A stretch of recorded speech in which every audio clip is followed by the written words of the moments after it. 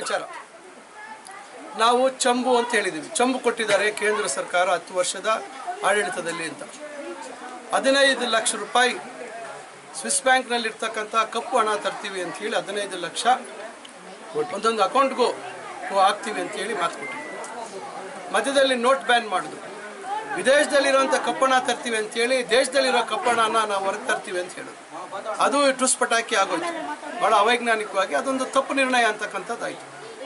ಜೊತೆಗೆ ಏನು ನಮ್ಮ ರಾಜ್ಯಕ್ಕೆ ಬರಬೇಕಾಗಿರ್ತಕ್ಕಂಥ ನ್ಯಾಯಬದ್ಧವಾಗಿರ್ತಕ್ಕಂಥ ಪಾಲು, ನಾವೇನು ತೆರಿಗೆಯನ್ನು ಕೇಂದ್ರಕ್ಕೆ ಕಟ್ತೀವಿ, ಎಲ್ಲ ರೀತಿ ತೆರಿಗೆ, GSTಯಿಂದ ಹಿಡಿದು ಎಲ್ಲ ರೀತಿ ತೆರಿಗೆ ಸುಮಾರು 4.5 ಲಕ್ಷ ಕೋಟಿ ಬೇಯಿರ್ತದೆ. ನಮ್ಮ ಮಾಹಿತಿ ತಂತ್ರಜ್ಞಾನದಿಂದ ಬರ್ತಕ್ಕಂಥ IT ಯಿಂದ ಬರ್ತಕ್ಕಂಥ ಲಾಭ ಅದು ಲೆಕ್ಕಕ್ಕಿಲ್ಲ, ಅದು ಲೆಕ್ಕ ಸಿಗೋದಿಲ್ಲ.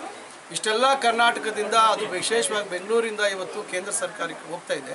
ಆದರೆ ಕೊಡ್ತಾ ಇರ್ತಕ್ಕಂಥದ್ದು ಏನು ಅಂತಕ್ಕಂಥದ್ದು 13%. 100 ರೂಪಾಯಿ ನಾವು ಕೊಟ್ಟರೆ ನಮ್ಗೆ 13 ರೂಪಾಯಿ ಕೊಡುವಂಥ ಕೆಲಸ ಮಾಡ್ತಾ ಇದ್ದಾರೆ. ಇದ್ರ ವಿರುದ್ಧ ನಾವು ದೊಡ್ಡದಾಗಿ ಪ್ರತಿಭಟನೆ ಮಾಡಿ ಅದಕ್ಕೆ ನೀವು ನಮಗೆ ಚಂಪು ಕೊಟ್ಟಿದ್ದೀರಾ ಅಂತಕ್ಕಂಥದ್ದು ಹೇಳಿದ್ದೀವಿ. ಮತ್ತು ರೈತರಿಗೆ ಏನಿವತ್ತು ಭೀಕರವಾದಂಥ ಬರಗಾಲ, ಸುಮಾರು 6 ತಿಂಗಳಿಂದ ಅಧ್ಯಯನ ತಂಡ ಬಂದು ಎಲ್ಲ ವರದಿ ಕೊಟ್ಟರು ಕೂಡ ಒಂದು ಕಮಿಟಿ, ಕೇಂದ್ರದಲ್ಲಿರ್ತಕ್ಕಂಥ ಏನು ಕಮಿಟಿ ಏನಿದೆ, ಡಿಸಾಸ್ಟರ್ ಮ್ಯಾನೇಜ್ಮೆಂಟ್ ಕಮಿಟಿ ಏನಿದೆ, ಅವರು ಸಭೆ ಕೂಡ ಸೇರಿಲ್ಲ ಬೇಕಂತೆ ಉದ್ದೇಶಪೂರ್ವಕವಾಗಿ. ಅದಕ್ಕೆ ನಾವು ಕೋರ್ಟ್ ಮೊರೆ ಹೋದ್ವಿ. ಕೋರ್ಟ್ಗೆ ಮೊರೆ ಹೋದಾಗ ನಿಮಗೆ ಗೊತ್ತಿದೆ 15 ದಿವಸದಿಂದ ಏನಾಯಿತು. ನಿನ್ನೆ ಏನು ಸುಪ್ರೀಂ ಕೋರ್ಟ್ ಏನು ಹೇಳಿದೆ ಅಂತ ಕೇಂದ್ರ ಸರ್ಕಾರ ಇವತ್ತು ಒಪ್ಕೊಂಡಿದೆ. ನಾವು ಹಣ ಬಿಡುಗಡೆ ಮಾಡ್ತೀವಿ, ಚುನಾವಣಾ ಆಯೋಗದ ಅನುಮತಿ ಪಡ್ಕೊಂಡಿದ್ದೀವಿ ಅಂಥೇಳಿ ಈಗ 29ಕ್ಕೆ ತಾರೀಕಿಗೆ ನಿಗದಿಯಾಗಿದೆ. ಈ ವಾರದಲ್ಲಿ ನಾವು ಬಿಡುಗಡೆ ಮಾಡ್ತೀವಿ ಅಂತಕ್ಕಂಥದ್ದು ಹೇಳಿದ್ದಾರೆ. ಇವತ್ತು ಈಗ ಒಂದು ರೀತಿಯಲ್ಲಿ ಕರ್ನಾಟಕದ ರೈತರಿಗೆ, ಕರ್ನಾಟಕದ ಜನತೆಗೆ ಗೆಲುವು ತಂದುಕೊಟ್ಟಿದ್ವಿ. ಕಾಂಗ್ರೆಸ್ ಪಕ್ಷ ಈ ಒಂದು ಒಕ್ಕೂಟದ ವ್ಯವಸ್ಥೆಯಲ್ಲಿ ಏನು ನರೇಂದ್ರ ಮೋದಿ ಅವರ ಸರ್ಕಾರ ಇವತ್ತು ಒಂದು ಸರ್ವಾಧಿಕಾರಿ ಧೋರಣೆ ಇಟ್ಕೊಂಡು ವಿರೋಧ ಪಕ್ಷಗಳಿರ್ತಕ್ಕಂಥ ಸರ್ಕಾರಗಳಿಗೆ ಹಣ ಕೊಡಲ್ಲ ಅಂತಕ್ಕಂಥ ನೀತಿ ಏನಿದೆ, ಇವತ್ತು ಸುಪ್ರೀಂ ಕೋರ್ಟು ನಮಗೆಲ್ಲೋ ಒಂದು ಕಡೆ ಈ ಕರ್ನಾಟಕದ ಜನತೆ ಪರವಾಗಿ ನಿಂತಿದ್ದಾರೆ ಅಂತ ಹೇಳಿದ್ರೆ ತಪ್ಪಾಗಲಾರ್ದು. ಇದು ಒಂದು ಭಾಳ ಮಹತ್ವವಾದಂಥ ವಿಚಾರ. ಈಗ ಇದೆಲ್ಲ ನೋಡಿದಾಗ ಇನ್ನು ಖಾಲಿ ಚಂಬು ಅಂತ ಹೇಳಿದ್ರೆ ಇನ್ನೇನು ಹೇಳ್ಬೇಕು ಹೇಳಿ.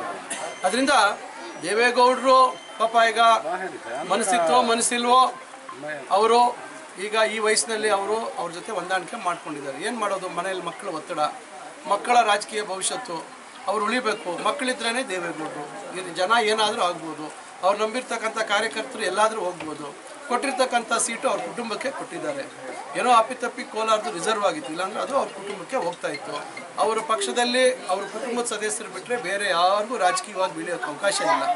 ಅದರಿಂದ ಅವರು ಹತಾಶರಾಗಿ ಹೇಳಿಕೆ ಕೊಡ್ತಾ ಇದ್ದಾರೆ. ಪ್ರಧಾನಮಂತ್ರಿಗಳು ಅಷ್ಟೇ, ಮೊನ್ನೆ ಬೆಂಗಳೂರಿನಲ್ಲಿ ಸಭೆ ನೋಡ್ತಿರ್ತಾವೆ, 30% ಚೇರು ಫುಲ್ ಆಗಿಲ್ಲ. ಹತಾಶರಾಗಿ ಇವತ್ತು ಯಾವ ಮಟ್ಟಕ್ಕೆ ಕೀಳಾಗಿ ಮಾತಾಡ್ತಾ ಇದ್ದಾರೆ ಅಂದರೆ, ಈ ದೇಶದ ಹಿಂದೂ ಹೆಣ್ಣುಮಕ್ಕಳ ಮಾಂಗಲ್ಯಗಳನ್ನು ಕಿತ್ಕೊಟ್ಬಿಡ್ತಾರೆ ಕಾಂಗ್ರೆಸ್ನವರು ಮುಸಲ್ಮಾನರಿಗೆ ಅಂತಕ್ಕಂಥ ರೀತಿಯಲ್ಲಿ ಮಾತಾಡ್ತಾರೆ. ಇದು ಜಾತ್ಯತೀತ ರಾಷ್ಟ್ರ. ಸಂವಿಧಾನದ ಅಡಿಯಲ್ಲಿ ನಾವೆಲ್ಲರೂ ಇವತ್ತು ಪ್ರಜಾತಂತ್ರದ ವ್ಯವಸ್ಥೆಯಲ್ಲಿ ಒಮ್ಮೆ ಚುನಾವಣೆ ಮುಗಿದ ಮೇಲೆ, ಗೆದ್ದ ಮೇಲೆ ಈ ದೇಶದ ಎಲ್ಲ ಜಾತಿ ವರ್ಗದ ಜನರ ಪ್ರಧಾನಮಂತ್ರಿ ಆಗ್ತಕ್ಕಂಥವ್ರು. ಅವರು ಈ ರೀತಿ ಹತಾಶರಾಗಿ ಕೀಳು ಮಟ್ಟದ ಮಾತುಗಳನ್ನು ಆಡಿದಾರಲ್ಲ, ಬಹುಶಃ ನಾನಂತೂ ಅವರಿಂದ ನಿರೀಕ್ಷೆ ಮಾಡಲಿಲ್ಲ. ಎಲ್ಲೋ ಒಂದು ಕಡೆ ನಮ್ಮ ಪ್ರಧಾನಿ ಅಂತ ಎಲ್ಲರಿಗೂ ಗೌರವ ಇರ್ತದೆ, ಪಕ್ಷ ಸಿದ್ಧಾಂತ ಬೇರೆ ಇರಲಿ. ಆದರೆ ಇವತ್ತು ನಿನ್ನೆ 2 ದಿವಸದಿಂದ ಮಾತಾಡಿರ್ತಕ್ಕಂಥ ಮಾತು ಕೇಳಿಬಿಟ್ರೆ ಅವರು ಸೋಲಿನ ಭೀತಿ ಅವರನ್ನು ಕಾಡ್ತಾ ಇದೆ. ಅವರು ತಮ್ಮ ಸಮತೋಲನವನ್ನು ಕಳ್ಕೊಂಡು ಇವತ್ತು ಈ ರೀತಿಯಾಗಿ ಸಮಾಜವನ್ನು ಒಡಿತಕ್ಕಂಥ ನಿಟ್ಟಿನಲ್ಲಿ ಇವತ್ತು ಒಂದು ಜಾತಿಯನ್ನು ಇಟ್ಕೊಂಡು ಮಾತಾಡ್ತಕ್ಕಂಥದ್ದು ಶೋಭೆ ತರುವಂಥದ್ದಲ್ಲ. ಇವತ್ತು ಮಾಂಗಲ್ಯಗಳನ್ನು ಕಿತ್ಕೊಳ್ಳೋದಂದ್ರೆ ಅರ್ಥ ಏನಿದೆ? ನಮ್ಮ ಹಿಂದೂ ಧರ್ಮದಲ್ಲಿ ಮಾಂಗಲ್ಯಕ್ಕಿರ್ತಕ್ಕಂಥ ಪಾವಿತ್ರ್ಯತೆ ಎಷ್ಟು ದೊಡ್ಡದು. ಇವತ್ತು ಹಿಂದೂ ರಕ್ಷಕರು ಅಂತ ಹೇಳ್ತಾರಲ್ಲ, ಆ ರೀತಿ ಅವ್ರ ಬಾಯಲ್ಲಿ ಬರ್ಬೋದಾ ಮಾತು? ಅಂದರೆ BJPಗೆ ಓಟ್ ಹಾಕಿದ್ರೆ ಮಾತ್ರನಾ ಲೆಕ್ಕ ಆಗರೆ? ಇದು ಭಾಳ ನಿಜವಾಗ್ಲೂ ಇದು ಕೀಳು ಮಟ್ಟದ, ಅವರ ಸ್ಥಾನಕ್ಕೆ ಗೌರವ ತರ್ತಕ್ಕಂಥ ಮಾತನ್ನಂತ ಹಾಡಿಲ್ಲ ಅವರು. ಇದ್ರ ಬಗ್ಗೆ ದೊಡ್ಡದಾಗಿ ಇವತ್ತು ಜನ ಉತ್ತರ ಕೊಡ್ತಾರೆ. ಎಲ್ಲ ಜಾತಿ ಧರ್ಮದವರು ನಾವು ಈ ದೇಶದಲ್ಲಿ ಅಣ್ಣ ತಮ್ಮಂದರಾಗಿರ್ಬೇಕಾದಂಥ, ಆದರೆ ಚುನಾವಣೆ ಕೇವಲ ಓಟ್ಗೋಸ್ಕರ ಈ ಮಟ್ಟಕ್ಕೆ ಅವರು ಇಳಿತಾರೆ ಅಂತ ನಾವು ನಿರೀಕ್ಷೆ ಮಾಡಿರಲಿಲ್ಲ. ಆಮೇಲೆ ಎಲ್ಲರ ಸಂಪತ್ತನ್ನು ಯಾರು ಮಕ್ಕಳು ಹೆಚ್ಚನ್ನು ಇಟ್ಕೊಂಡಿರ್ತಾರೆ ಮುಸಲ್ಮಾನರು ಅವ್ರಿಗೆ ಕೊಟ್ಬಿಡ್ತಾರೆ ಅಂತ ಮಾತಾಡ್ತಾರೆ. ಇದು ಭಾಳ ತಪ್ಪು ಒಂದು ಮಾತನ್ನು ಆಡಿದ್ದಾರೆ. ಅವರ ಬಾಯಲ್ಲಿ ಬರಬಾರ್ದು. ಸುಮ್ಮನೆ ಹೆಸರಿಗೆ ಸಬ್ಕಾ ಸಾಥ್ ಸಬ್ಕಾ ವಿಕಾಸ್ ವಿಶ್ವಾಸ ಅಂತ ಮಾತಾಡ್ತಾರೆ. ಎಲ್ಲಿದೆ ವಿಶ್ವಾಸ, ಎಲ್ಲಿದೆ ವಿಕಾಸ? ಇವೆಲ್ಲ ಬರೀ ಬಾಯಿ ಮಾತಲ್ಲಿ ಯಾಮಾರಿಸ್ತಕ್ಕಂಥ ಕೆಲಸ ಮಾಡ್ತಾ ಇದ್ದಾರೆ. ಖಂಡಿತ ಈ ಒಂದು ಚುನಾವಣೆ, ಲೋಕಸಭಾ ಚುನಾವಣೆಯಲ್ಲಿ ಅವರಿಗೆ ದೊಡ್ಡ ಮಟ್ಟದಲ್ಲಿ ಇಡೀ ದೇಶದಲ್ಲಿ ಹಿನ್ನಡೆ ಆಗುತ್ತೆ.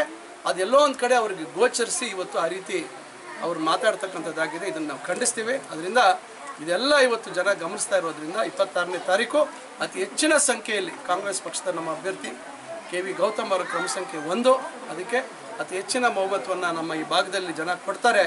ಗೌತಮ್ ಅವರು ಗೆಲ್ತಕ್ಕಂಥದ್ದು ಶತಸಿದ್ಧ ಅಂತಕ್ಕಂಥ ಮಾತನ್ನು ಹೇಳಲಿಕ್ಕೆ ಬಯಸ್ತಾರೆ.